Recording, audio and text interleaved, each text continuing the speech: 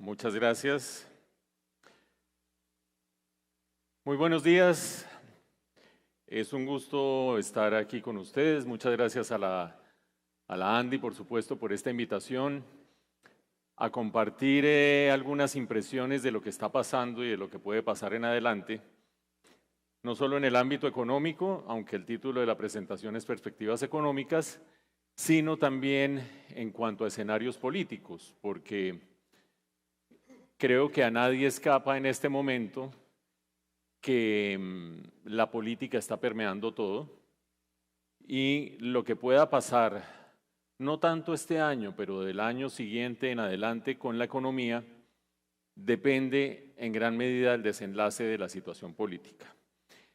En los próximos 40 minutos voy a hablar de dos temas. Primero, ustedes vieron que hace 2 días salió el dato preliminar de crecimiento del DANE para el mes de abril. Y por primera vez en 27 meses tenemos un crecimiento negativo. Por primera vez en más de 2 años, la economía en el mes de abril se contrajo. En esta primera sección yo voy a tratar de abordar 3 preguntas. Si era anticipable o no ese dato. En segundo lugar, ¿a qué se debe? Y en tercer lugar, ¿eso qué significa en cuanto a proyecciones para el resto del año? Quiere decir que nos sorprendimos y estamos entrando en una etapa más oscura que la que anticipábamos, o esto era más o menos previsible y las proyecciones para el resto del año no cambian mucho, las de los distintos observadores. Les voy a dar, por supuesto, las proyecciones que tenemos nosotros en FEDesarrollo. Y en la segunda parte voy a tratar de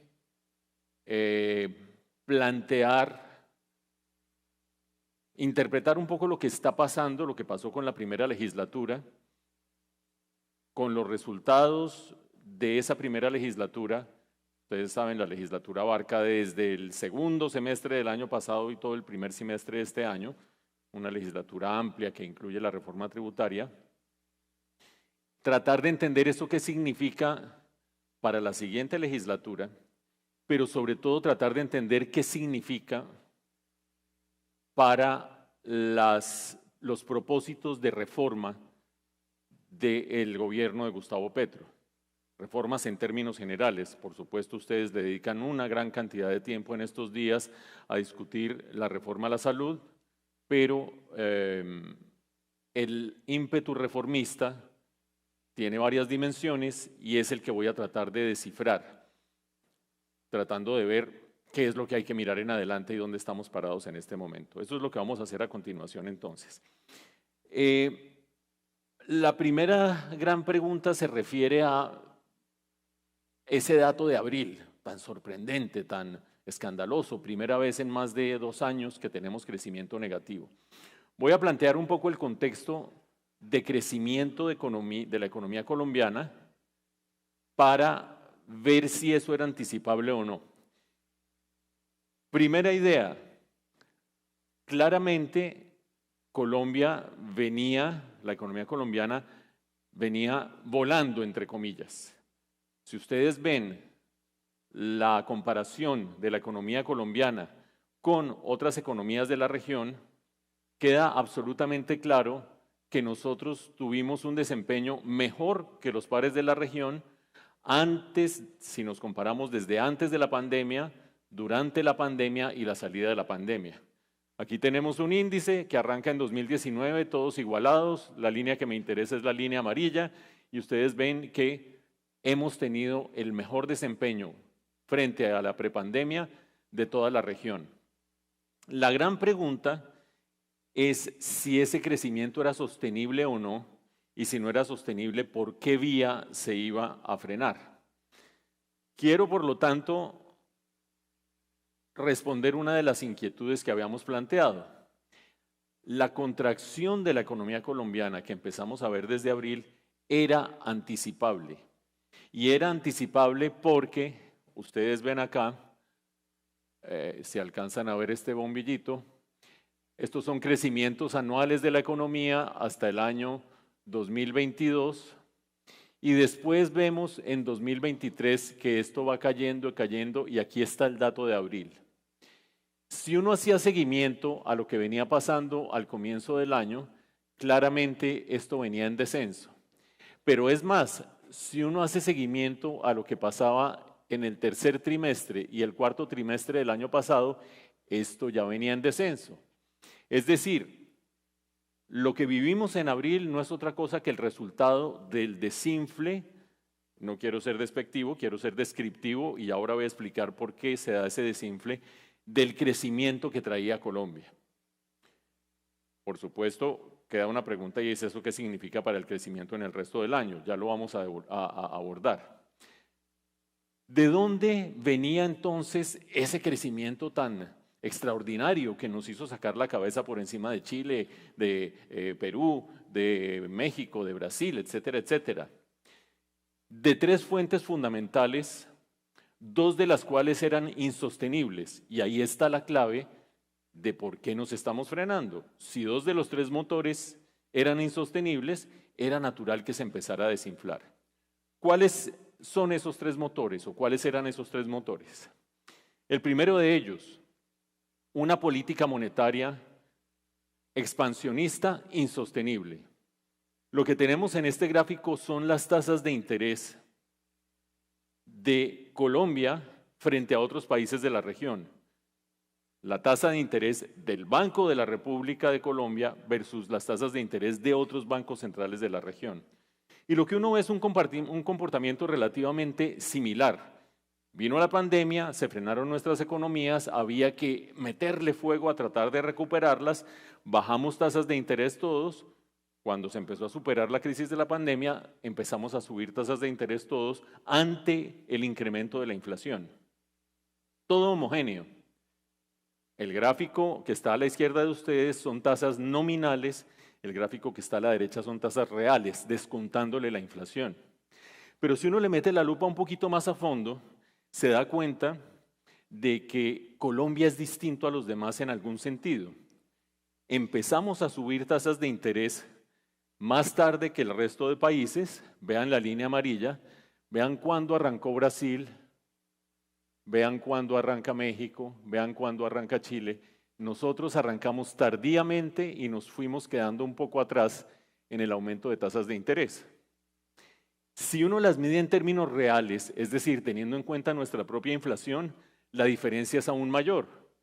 Cuando ya Brasil iba para arriba, México iba para arriba, Colombia apenas estaba empezando a subir sus tasas de interés. Y hoy en día apenas estamos un poquito por encima del cero, es decir, tasas de interés reales ligeramente positivas. No, que qué horror que el Banco de la República tiene unas tasas de interés inaceptables.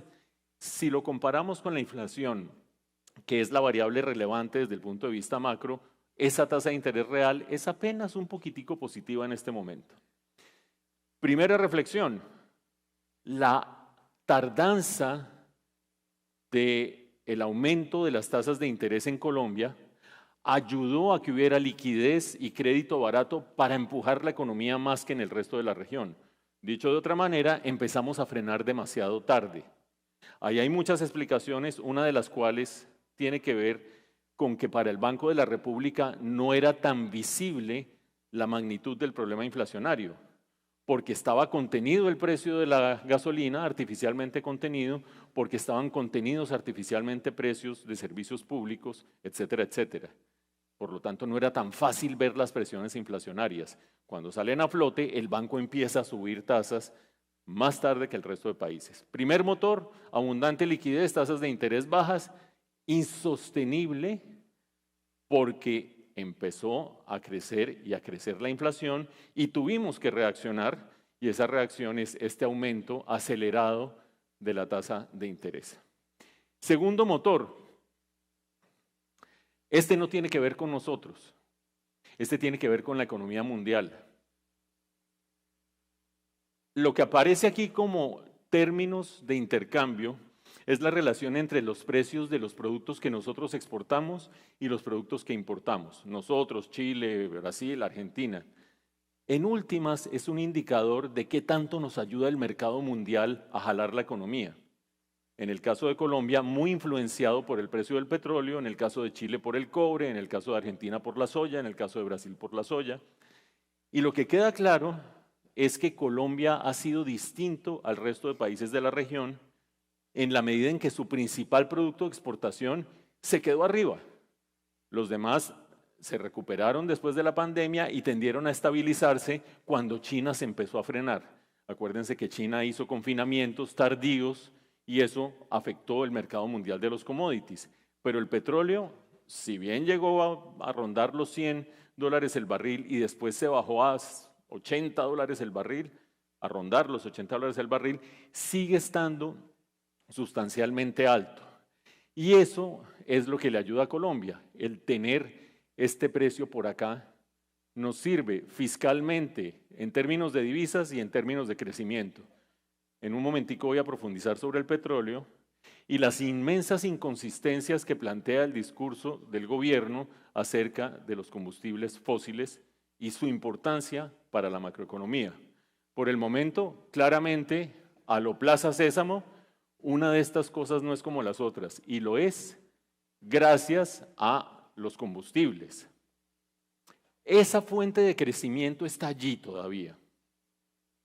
Y mientras Arabia Saudita siga siendo esa válvula que contrae la oferta mundial para mantener el precio arriba, podemos estar relativamente tranquilos. Si hay problemas geopolíticos de otra índole y Arabia Saudita decide soltar su producción, eso va a caer. No está en nuestras manos. Segundo gran motor de nuestro crecimiento, a diferencia de otros países.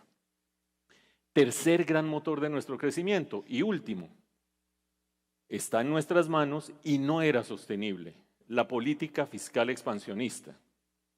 Esto que tenemos aquí es un indicador del déficit fiscal, que se podría sofisticar un poco más para mostrar el impulso del gobierno en la economía, pero este es un buen indicador en todo caso.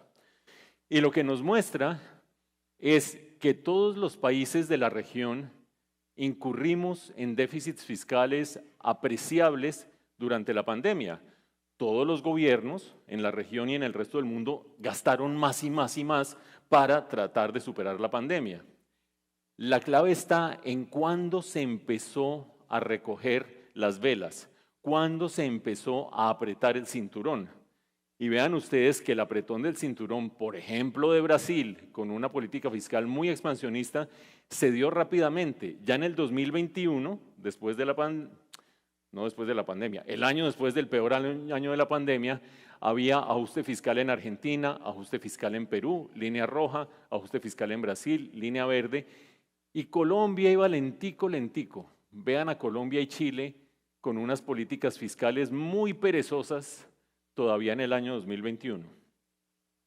¿Por qué? Para cualquier persona es obvio. En Colombia se iban a encarar elecciones presidenciales, en Chile se iba a encarar una votación de constituyente. Ningún gobierno es tan tonto para hacer un ajuste fiscal brutal cuando se viene un evento político en el que se juega su capital. A ninguno de los dos les fue bien, ni el gobierno de Iván Duque garantizó la continuidad de un proyecto político similar, ni el gobierno de Gabriel Boric logró que el resultado de la constituyente le fuera favorable. No se aprobó la constitución en Chile y hoy los constituyentes son mayoritariamente de derecha y de derecha extrema. Hago énfasis en eso no porque vayamos a profundizar en Chile, sino porque en este salón y en todas partes hay un fantasma que corre y es un péndulo político que va y un péndulo político que viene. Y vamos a ver en unos momentos eso qué significa en el segundo capítulo de esta presentación. De cualquier manera, este tercer motor, el primero el monetario, el segundo el petróleo y el tercero el fiscal, era insostenible porque con esos déficits fiscales se va acumulando deuda pública y era necesario hacer un ajuste. Ese ajuste fue, lo vamos a ver en un momento, la reforma tributaria del año pasado. Con esos tres motores, uno pasando aceite por la inflación, otro pasando aceite por la deuda pública y el déficit fiscal, había que frenar. Y ese freno es lo que yo he denominado aquí la tormenta perfecta. Los factores básicos que explican por qué nos estamos frenando. La inflación disparada comiéndose el bolsillo de la gente. comiéndose el aumento del mínimo, comiéndose el aumento de los otros salarios, etcétera, etcétera. En segundo lugar, la necesidad de que el Banco de la República, para frenar esa inflación, suba tasas de interés y de paso frene la demanda agregada de la economía.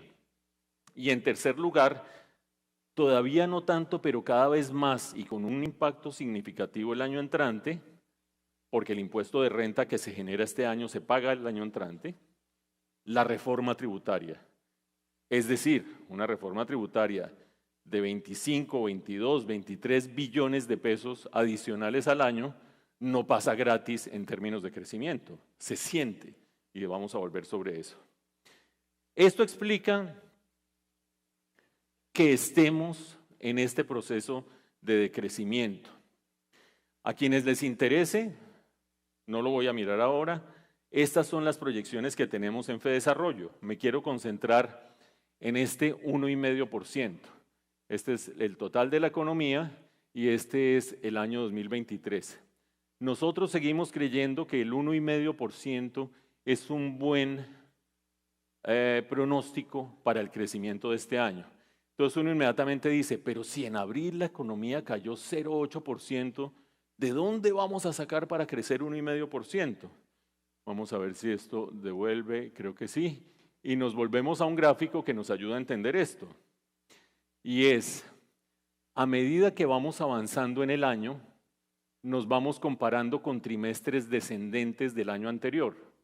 Es decir, abril, el peor crecimiento, se da contra un segundo trimestre de mayor crecimiento el año anterior. El tercer trimestre es de menor crecimiento, por lo tanto el punto de comparación no va a ser tan grave, y el cuarto trimestre es de menor crecimiento, el punto de comparación no va a ser tan grave.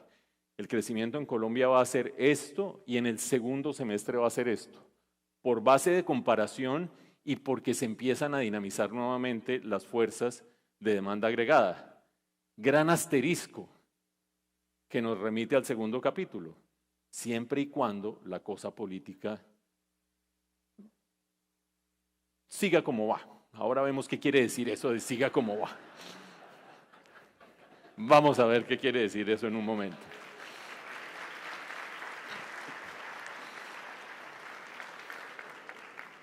Muy bien.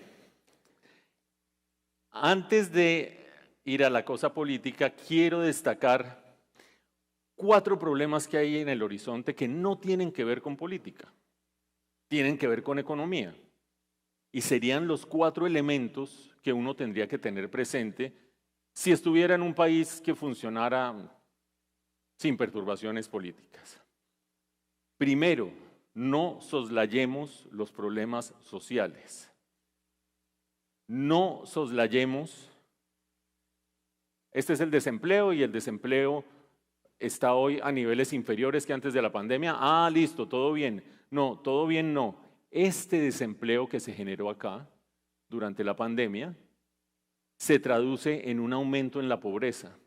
Y aunque la pobreza ya está volviendo a bajar, tener 37% de pobres en el país es tener 18 millones de personas que viven con menos de 20,000 pesos diarios. Para todos los efectos, para desayunar, almorzar, comer, transportarse, pagar arriendo, pagar educación, menos de 20,000 pesos diarios. 18 millones de personas. Pilas con esa bomba social, independientemente de quién la vaya a resolver. Independientemente de si este gobierno logra mejorar en algo eso, si el gobierno que venga es el mismo o es distinto, no sé. Pero esto es un problema serio a tener presente, que entre otras explica en gran medida el resultado de las elecciones del año pasado. Segundo punto social insoslayable, los jóvenes. Aquí está nuevamente el desempleo, lo habíamos visto. Aquí está el mismo desempleo, línea roja, desempleo nacional. La línea azul es el desempleo entre los jóvenes. Y vean ustedes 2 cosas. Desde hace rato el desempleo entre los jóvenes es casi el doble que el desempleo nacional. Si uno revisa con la lupa de las edades, los votantes del actual gobierno, los votantes del presidente Petro, son en mayor proporción jóvenes que los que votaron o por Rodolfo Hernández o en primera vuelta por los otros candidatos. ¿Cómo es posible que los jóvenes sean tan ingenuos o qué sé yo, dirá alguna gente? Pues hay gente que no tiene nada que perder. Es decir, en Colombia hay 2,5 millones de ninis, personas menores de 28 años, que ni estudian ni trabajan. No hoy ni mañana, estructuralmente, ni estudian ni trabajan. 2,5 millones de colombianos menores de 28 años. Su costo de oportunidad es nulo. O para la subversión, o para la delincuencia, o para la minería ilegal, o para no sé qué, o para salir a votar por el que sea. Entonces, tengamos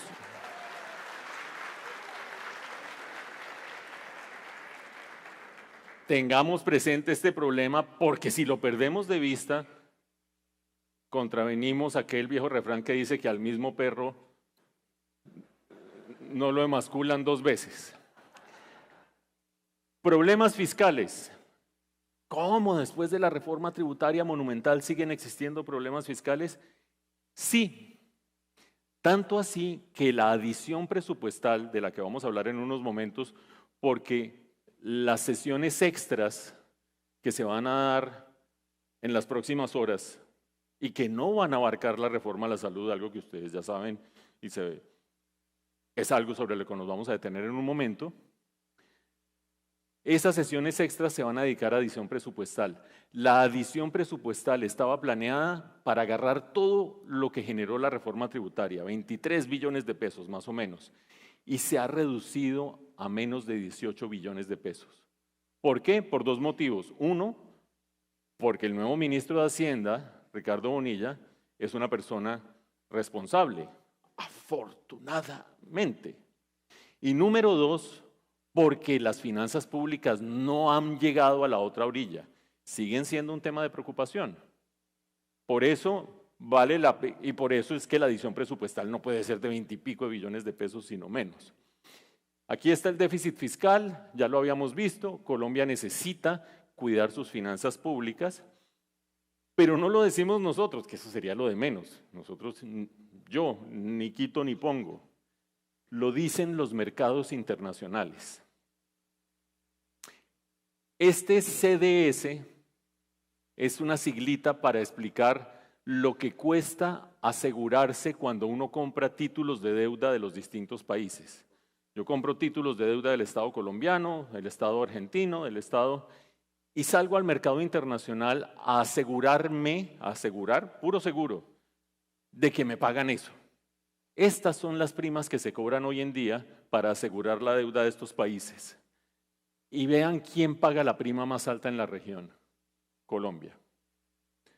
Pero ¿cómo así? Si hicieron una reforma tributaria de no sé cuánto, y si el marco fiscal de mediano plazo muestra sostenibilidad y no sé qué, pues los inversionistas tienen sus dudas, los inversionistas miran el entorno político además del entorno económico, y sí, es cierto, esto ha venido bajando respecto a este pico, pero está allí arriba, por encima de Brasil, de México, de Perú. Brasil, que tiene gobierno de izquierda, México, que tiene gobierno de izquierda, Perú, que no tiene gobierno, y Chile, que tiene gobierno de izquierda. Es decir, no es solamente, es que los países de izquierda no pagan o sí pagan. No, hay un tema de perturbación y volatilidad política que el mercado nos está cobrando. Más vale que lo tengamos presente porque el tema fiscal está allí como un fantasma. El tema externo, no nos vayan a echar el cuento de que hay problemas externos. Si yo que compré dólares a 4.800 he perdido un jurgo de plata porque estamos a 4.300 y me vienen a mí a decir que, pues vean ustedes la magnitud del déficit externo de los países de la región. El déficit se mide hacia abajo. Mientras más abajo está la línea, mayor déficit hay. Y vean ustedes a Colombia, línea amarilla. Esto se corrigió en el primer trimestre, para ser justos, esto se está corrigiendo, pero todavía Colombia tiene el segundo déficit externo más grande de la región. ¿Qué es déficit externo? Todo lo que le vendo al mundo menos todo lo que le compro, me da saldo negativo, necesito llenar ese hueco de alguna manera, con créditos, con inversión extranjera, con flujos de capital de corto plazo, etcétera, etcétera. Por eso es tan importante el CDS anterior, ese sobrecosto que tiene que pagar el que compre títulos colombianos, que está trayendo su plata a Colombia, es relevante, entre otras cosas, porque ese que está trayendo su plata a Colombia ayuda a tapar este hueco y ayuda a que la tasa de cambio esté allí. Que no, que el peor negocio que hice, me vendieron dólares a 4.800 y hoy están a 4.300 y no sé qué. ¿Quién metió ese susto si aquí no está pasando nada? Ya quiero ver si ustedes piensan lo mismo. Vean el índice de tasa de cambio de Colombia. Sigue siendo, sacando a Argentina del paseo, que está en una situación crítica, sigue siendo el más alto de la región si nos comparamos con mayo del 2021, con la primera vuelta, con un año antes de la primera vuelta electoral. Mayo del 2021 hasta hoy, Colombia tiene la mayor depreciación en la región. Pues sí, no está tan lejos de Chile, etcétera, etcétera, incluso después de haber bajado 4.200.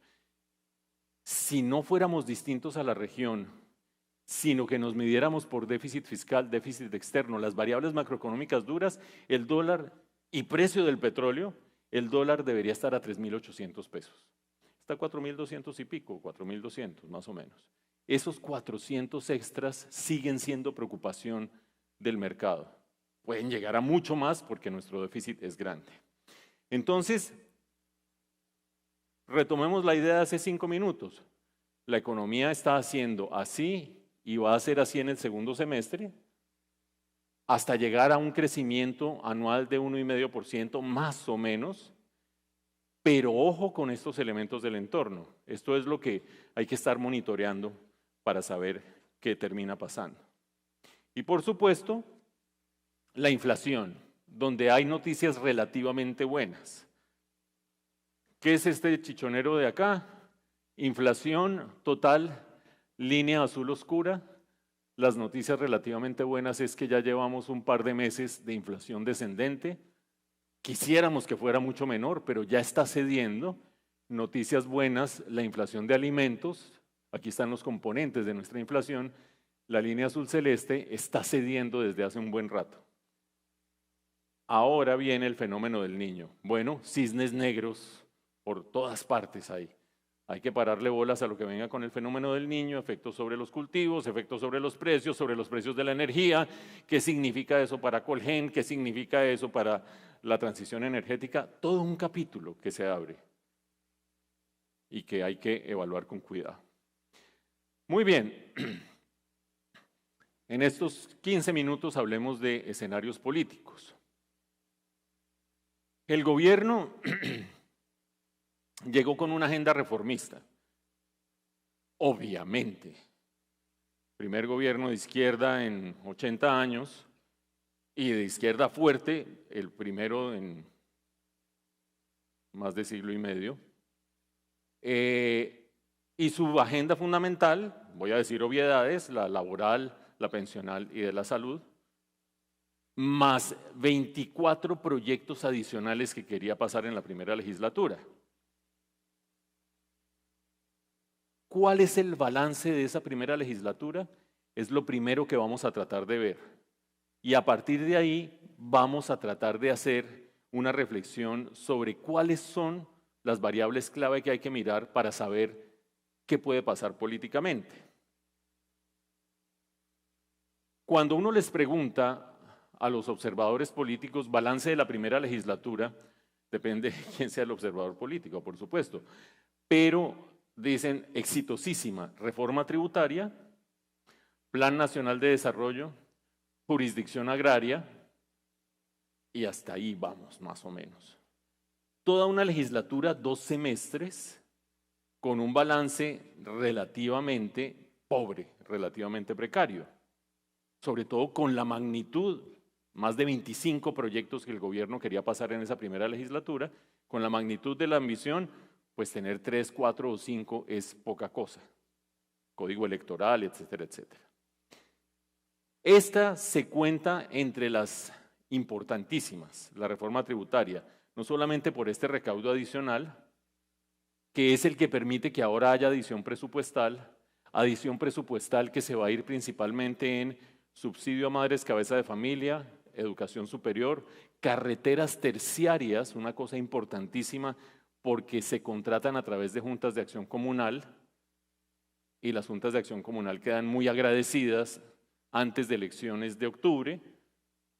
Evidentemente, no, toda la adición presupuestal ítem por ítem va a tener un impacto en gratitud de la gente. Así es la política, tengámoslo presente. Pero importante también por otro motivo. ¿Quién pagó esa reforma tributaria? Todos. Sobre todo díganme a mí que soy independiente. Todos pagamos la reforma tributaria. Pero el sector minero pone más de la mitad de ese recaudo adicional de la reforma tributaria. El decir desde el gobierno, no más licencias de exploración de petróleo y gas, con este cuadro es mínimo inconsistente, máximo cínico. Obviamente hay personas que entienden mejor el asunto. Insisto una vez más en el ministro de Hacienda, que tiene su propia hipótesis de por qué se puede sobrevivir sin nuevas licencias de exploración de petróleo y gas. Él tiene una historia interesante sobre dónde están los yacimientos y dónde están asignadas las licencias que ya existen y lo que falta explotarle esas licencias de exploración que ya existen de acuerdo con la geografía del país. Cuestionable lo que ustedes quieran, pero hay un sustento. Pero hay otras figuras del gobierno que sin sustento alguno dicen transición energética, no más minería en Colombia y a la vez la gallina de los huevos de oro para lograr lo que se está logrando en este momento, poco o menos dentro del gobierno, son los sectores minero-energéticos. No hay que perder de vista esa inmensa inconsistencia porque la tienen que tener presente el gobierno en cualquier lugar. Pero viene la agenda reformista seria. Después acuérdense que cuando se hace el balance dicen el éxito fue la tributaria, plan de desarrollo, jurisdicción agraria y algunas cositas adicionales. Y cuando se mide el fracaso, se cayó la laboral, la de la salud no llegó a segundo debate, por ahora, va a pasar a la otra legislatura, la pensional va a pasar a la otra legislatura, alcanzó a sobrevivir, pero no se aprobaron en el primer semestre y el segundo semestre las cosas son a otro precio, como vamos a ver en un momento. Aquí hay un resumen súper sintético de qué significa cada una de estas reformas, grosso modo en trazos económicos. En el caso de la reforma a la salud, minimizar el rol del sector privado. En el caso de la reforma pensional, trasladar los fondos privados de pensiones a Colpensiones. Como está planteada, es más o menos el 85% de los recursos de los fondos privados al fondo público, lo que significa un problema fiscal futuro. El problema de la reforma fiscal es que quienes la pagan no han nacido todavía. Entonces, opositores, pues sí, no, que a mí me conviene más pasarme para allá. Uy, horroroso eso que dicen los economistas del ahorro nacional y de dónde va a salir la financiación para la infraestructura, pero a mí como que me conviene, no me conviene. Los que la pagan, que son los hijos de nuestros hijos y nuestros hijos, no han nacido todavía. Pero eso es una bomba fiscal hacia adelante. Y la reforma laboral que se cayó, menos flexibilidad laboral, más costos laborales en un entorno de tremenda desaceleración. Pasar de crecer 7,5 a crecer 1,5, subiendo costos laborales y pretender que eso no va a generar desempleo e informalidad es tan ingenuo o tan cínico como tratar de acabar con las licencias de exploración de petróleo y gas. Aquí están los costos respectivos. Gasto sin límite en el caso de la reforma a la salud. Esto es como venir a llevar leña al monte. Ustedes la conocen mucho más que yo. Pero los incentivos, hoy en día hay incentivos y controles dentro de nuestro sistema. En eso consiste el aseguramiento, en que haya incentivos para agentes económicos que permitan bajar costos, porque está la iniciativa privada y ese incentivo para reducir costos ayuda a que todo el sistema sea más o menos sostenible. Si desaparece el incentivo para ahorrar, el incentivo para controlar, el incentivo para tener de parte de las EPS un beneficio económico, desaparece el control a los presupuestos. Y si no hay plan obligatorio de salud, más todavía. Y si hay detrás un ADRES 2.0 o 5.0, que gasta la plata de todos los colombianos, más todavía. Costo potencial, un gasto sin límite. Ahora ustedes saben de eso más que yo. La reforma pensional, costo potencial, reducción del ahorro de toda la economía. Lo que hoy está en los fondos privados de pensiones se iría a Colpensiones, peor escenario, Tren Buenaventura Barranquilla y de ahí para abajo, ¿no? Lo que sea. Y acuérdense que se dijo, no es frase mía, se dijo en algún momento por parte de Colpensiones, sí, la plata se va a usar para el Tren Buenaventura Barranquilla. Reforma laboral, que ya en su encarnación de esta legislatura desapareció, mayor informalidad y mayor desempleo. ¿Qué está pasando hoy? Para leer lo que está pasando, y les voy a hacer un resumen, una legislatura tremendamente ambiciosa que se quedó, acuérdense que la legislatura es segundo semestre del año pasado, primer semestre de este año, se quedó cortiquitica. Pasa reforma tributaria, pasa Plan Nacional de Desarrollo, pasa jurisdicción agraria y algunas otras cositas. Y se cuelga la reforma laboral, no logra pasar, sino que se patea para adelante la de la salud, lo mismo con la pensional. Se cae el proyecto de sometimiento de las bandas criminales, un pilar fundamental de la paz total, se cayó. Se cae la regularización del uso de cannabis para adultos, un proyecto importantísimo para el gobierno al que le hicieron jugaditas hace 72 horas, tampoco pasó. Es decir,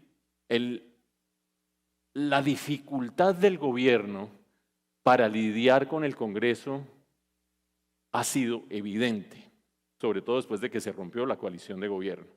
Punto número 1, las encuestas están cada vez peores. Punto número 2.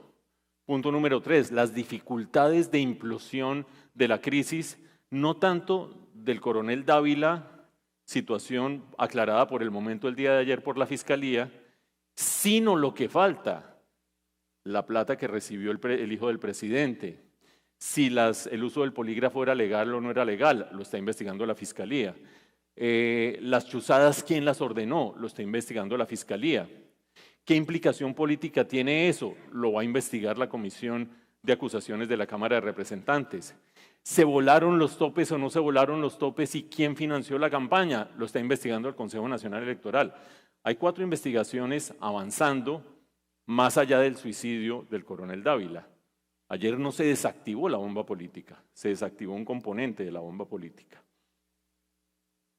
Con todo eso, uno cómo lee qué es lo que está sucediendo. Hay 3 tableros del poder, en el caso de Colombia. En otros países pueden ser menos, pero en el caso de Colombia hay 3. El primero es el tablero institucional. El tablero institucional es donde se relaciona el poder ejecutivo con los otros poderes, con las otras ramas del poder público, con el legislativo, con el judicial, con los partidos políticos, con los jefes de los partidos políticos, hasta con los otros países. Es las instituciones, es la política en lo institucional. Ahora vamos a ver en qué va ese tablero. Segundo tablero, el estado de opinión. Ustedes se acuerdan que en los momentos de mayor dificultad, el expresidente Uribe empezó a hablar de estado de opinión. En los momentos de mayor dificultad, el presidente Petro empieza a hablar de las calles, el mandato popular, lo que la gente me pidió. Cuando las instituciones no funcionan muy bien, uno dice, voy a la gente. Y eso es un rasgo típicamente populista. ¿Dónde se manifiesta la gente? En las marchas, en las encuestas, en las manifestaciones. Ese es el segundo tablero. Hago la referencia al expresidente Uribe para mostrar que esto no es una diatriba contra el actual gobierno, es un fenómeno político que se repite dependiendo de cómo funcione cada gobierno. Y un tercer tablero enredadísimo que es la paz total. ¿Cómo le ha ido al gobierno en el primer tablero, el de las instituciones? Le fue tremendamente bien el semestre pasado. Tenía una coalición de gobierno donde estaba representado 2/3 partes del Senado, 2/3 partes de la Cámara, pasó una reforma tributaria cuantiosísima que le dejó plata para gastar ahora con una edición presupuestal. Y tenía al final del año pasado un desempeño que lo hacía parecer sin freno, es decir, con todas, como dirían los astrólogos, con una alineación de astros a favor. Sin embargo, llega el mes de abril, obviamente no es que caiga de repente el mes de abril, está antecedido de un primer trimestre donde empieza a haber dificultades. Y el gobierno decide romper la coalición de gobierno, gobernar sin partidos, pero con congresistas individualmente considerados. Ya no quiero volver a oír de César Gaviria, no quiero volver a oír de Dilian Francisca, no quiero volver a oír del señor no sé qué. Voy a los congresistas específicos, voy al representante de Guaviare para que me haga quórum, a este tal cosa, a este tal presupuesto. Mermeladas como han existido mermeladas toda la vida. Hay gente que dice, sí, pero es que este prometió que no iba a hacer. Bueno, listo, perfecto, concedido, pero salgámonos de ese comentario y veamos el fenómeno. Me voy por congresistas específicos, fue la apuesta del gobierno, y paralelamente llamo a la calle. Yo no tengo por qué responderle a jefes de los partidos políticos, yo le respondo a quien me eligió, el mandato popular. Y viene el primer balconazo, viene el segundo balconazo, viene la marcha del 1 de mayo, viene la marcha de comienzos de junio de los sindicatos. Eso nos va a llevar al segundo tablero, que es el del estado de opinión, pero la estrategia fue esa: reemplazo la coalición de gobierno por traerme congresistas individualmente considerados y poner presión en la calle. ¿Para qué? Pues para que el resto de las instituciones digan, oh, aquí hay una fuerza muy grande a la que yo no puedo oponerme. Viene el cambio de gabinete, el cambio del ministro de Salud, todo lo que ya vimos.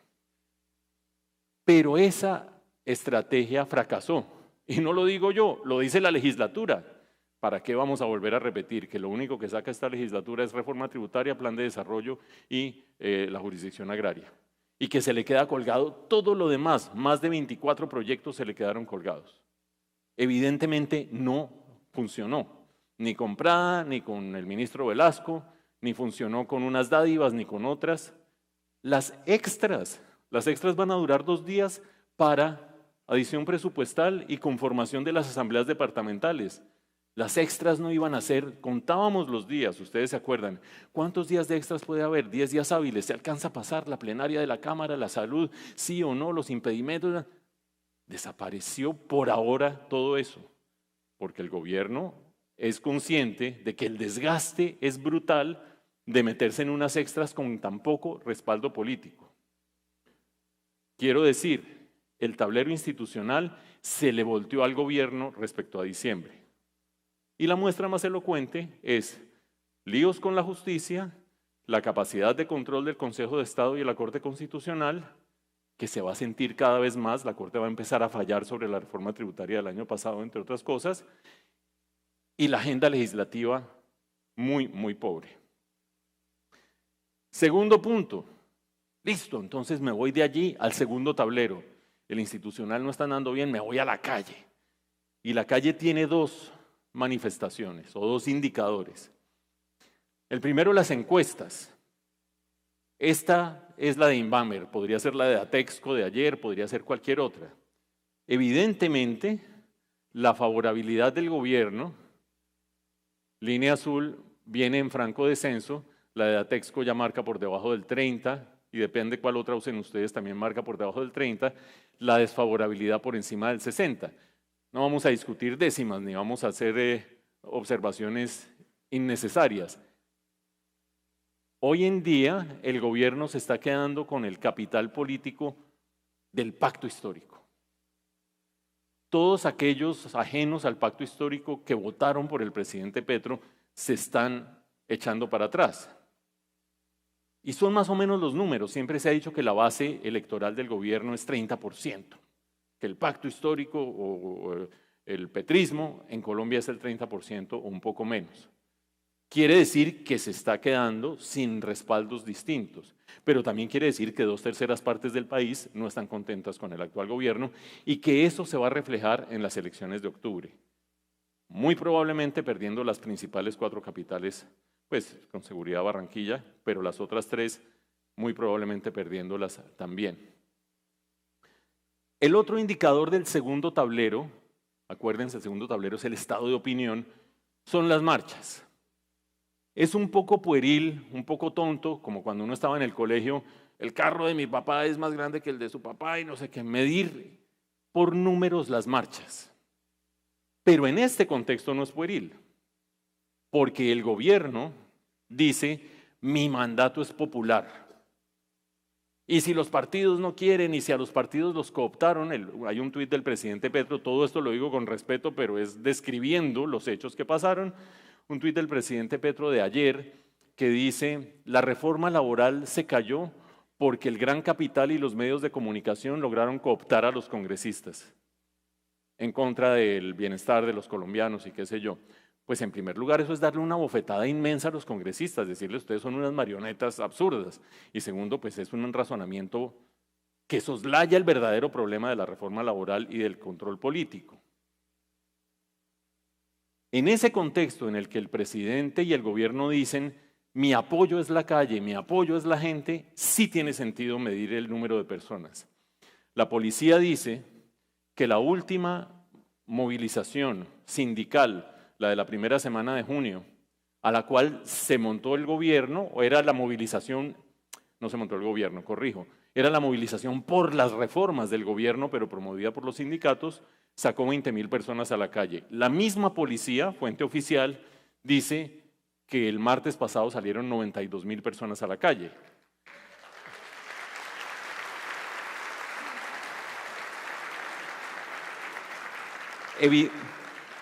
Evidentemente 92.000 personas es nada comparado con 11 millones de votos que tuvo el presidente Petro, qué sé yo, es nada con lo que va a salir a votar en octubre, pero si estamos hablando de mi apoyo es popular y las encuestas están así y las marchas están de esa manera, pues allí hay una deficiencia también en el segundo tablero.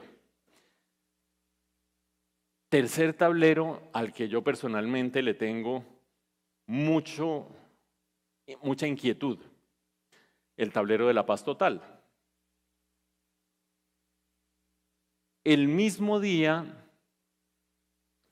en que el fin de semana habló Armando Benedetti, antes de irse a ver la final de la Champions,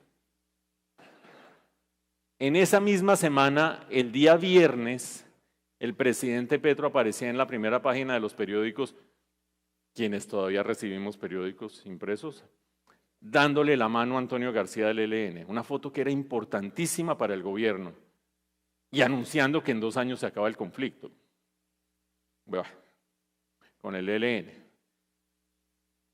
Ahí hay un desplazamiento hacia este tablero, un tablero en que el gobierno tiene cese al fuego bilateral con el ELN en este momento, con unas condiciones infames, las sabemos todos. El ELN dice que va a seguir extorsionando, que va a seguir secuestrando, que va a seguir boleteando durante el cese al fuego bilateral. El gobierno se retrae, la fuerza pública se retrae porque es parte del cese al fuego bilateral y los guerrilleros controlan el territorio con esos 3 elementos, extorsión, secuestro, boleteo, y todo eso en el contexto de unas elecciones de octubre, bonito, ¿no? En regiones importantes del país. Con el Estado Mayor Conjunto no hay cese al fuego bilateral. Esas son las disidencias de Gentil Duarte y Iván Mordisco. Había cese al fuego bilateral y se rompió.